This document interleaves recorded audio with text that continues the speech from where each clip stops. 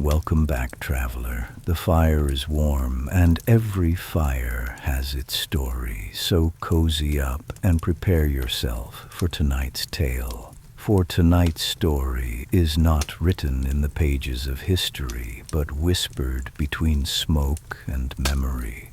Join me by the fire and enjoy the story.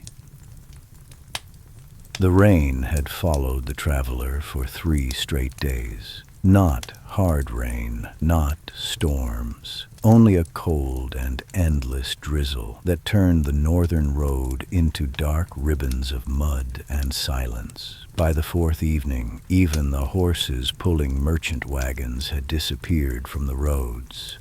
No birds sang in the trees, no travelers passed. Only the sound of boots sinking softly into wet earth remained. The traveler pulled his cloak tighter around his shoulders and continued north through the fog. Ahead, through the mist and pine trees, a single lantern swung gently beside an old wooden sign. The Iron Stag Tavern. At last, warm orange light spilled from the windows onto the rain-soaked road. The traveler stepped inside. Immediately the smell of burning oak and stew filled the air. A fire crackled loudly against the far stone wall. Several tired faces turned toward him for only a moment before returning to their meals and quiet conversations. Travelers, hunters, a pair of old traders asleep near the hearth, and something else, something strange. The room felt tense, not frightened, not dangerous. Only quiet in the way people become quiet after speaking too long about something they regret mentioning. The traveler removed his gloves slowly and approached the fire. The innkeeper was an older man with silver hair and tired eyes. Without asking, he slid a bowl of stew across the counter. "You've come from the southern roads," the innkeeper said quietly. The traveler nodded once. "Bad weather behind me." The innkeeper glanced toward the windows. "Bad weather ahead of you, too." The traveler sat near the fire and ate in silence for a time. Outside, rain tapped softly against the glass. The tavern door creaked open once more. 3 figures entered together. A woman in a dark green cloak, a broad-shouldered man carrying a woodsman's axe, and a younger scholar with ink stains on his sleeves and nervous eyes that moved constantly around the room. The moment they entered, several conversations stopped. Not completely. Only enough for the traveler to notice. The woman approached the fire carefully. She studied the traveler for a moment before speaking. "You travel north?" Her voice was calm, measured. The traveler nodded. For a while, the woman exchanged a glance with the woodsman beside her. Then she asked quietly, "Have you ever heard of Grey Hollow?" The room became still, not dramatically. No gasps, no panic, only silence. Even the innkeeper stopped drying his cup. The traveler looked between them. "I haven't." The woman lowered herself slowly into the chair across from him. "Most people haven't."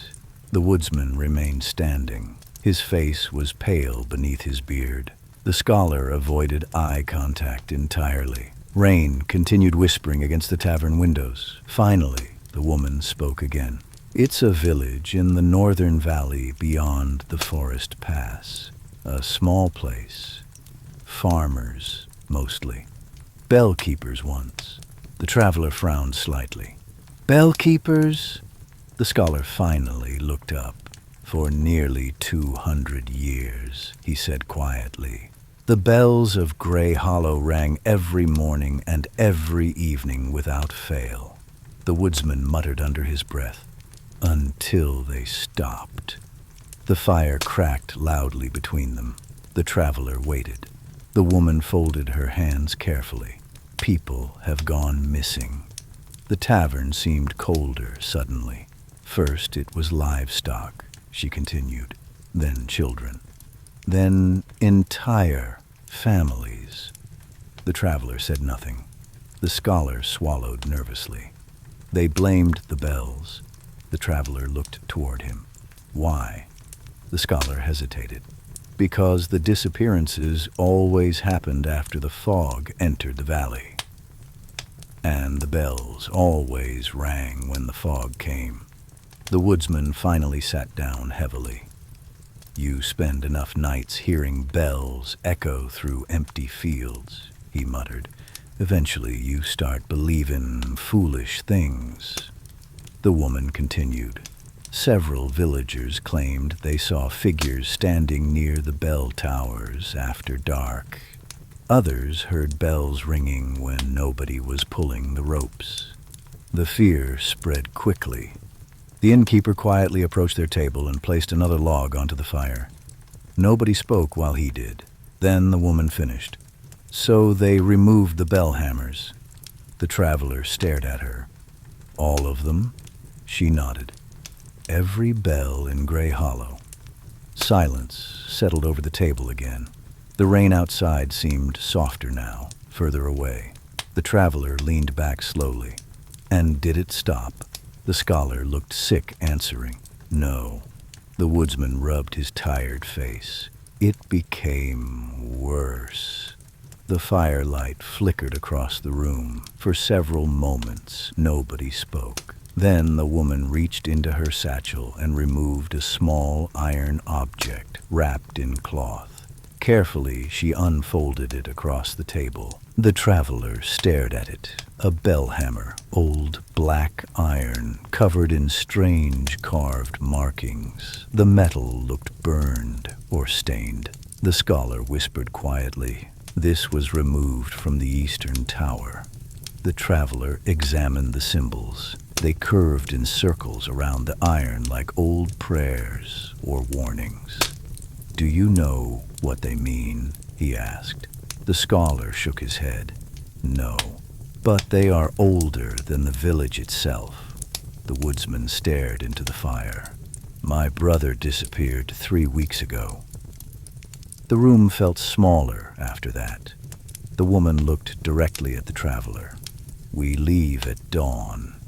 The traveler understood immediately. "You want me to come with you? You're armed," she said. "You're traveled. And you don't scare easily." The traveler glanced toward the rain-covered windows. Beyond them waited the northern roads, the forests, the valley, Grey Hollow, a village where bells no longer rang. The innkeeper spoke quietly from behind the counter. "You should turn south while you still can." Nobody answered him. The fire continued crackling softly. At last, the traveler looked back toward the woman. "What exactly do you believe is happening there?" For the first time all evening, the woman looked afraid, not uncertain, afraid. Her eyes moved slowly toward the dark tavern windows, toward the fog outside. Then she whispered, "I think something in that valley preferred the bells silent." The fire suddenly snapped loudly. Upstairs, somewhere above the tavern, a bell rang once. Every person in the room froze. Just one ring, soft, distant, impossible, because there were no bells hanging anywhere inside the tavern. Nobody moved. Nobody spoke. Then the innkeeper whispered with pale lips, "Close the shutters." And outside, beyond the rain-streaked glass, the traveler thought he saw someone standing motionless in the fog beside the road.